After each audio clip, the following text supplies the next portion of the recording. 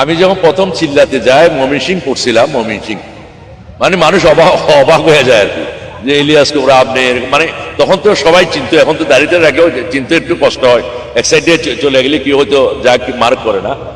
অনেকে অনেক প্রশ্ন করতো। আমি যেমন নামাজ পড়তে ঢুকলাম একদিন, শুনলাম ইলিয়াস কোবরা করতে করতে পুরা 2 তালা মসজিদ পুরা ভর্তি হয়ে গেল।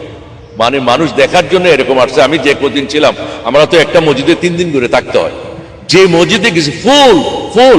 আর এক বেলা মানে জমাতে তকলিফে যারা যায়, জমাতে যারা যায় তারা রাইন্দা খাইতে হয়, 3 বেলায় তারা পাক করে খাইতে হয়। ওই পাকটা করতে হয় না আমাদের। হ্যাঁ মানে মানে একতারা খাওয়াই, সব খাবারগুলি আমাদের বাইরে থেকে দিছে, যে বলে সবাই এখানে ইলিয়াস কোবরা আইছে, ইলিয়াস কোবরা আইছে, এরকম আর কি। সবাই খাবারটা আমরা মানে 40 দিন 41 দিন খাবারটাই মানে আমাদেরকে সাপ্লাই দিছে ওখানে। যেহেতু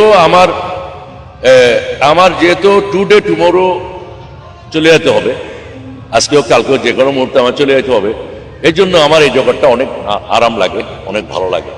কারণ মানে আর একটা কথা বলবো, আমি ছোটখাটো ভাই মানুষ, কোনো কিছু তেমন কিছু না।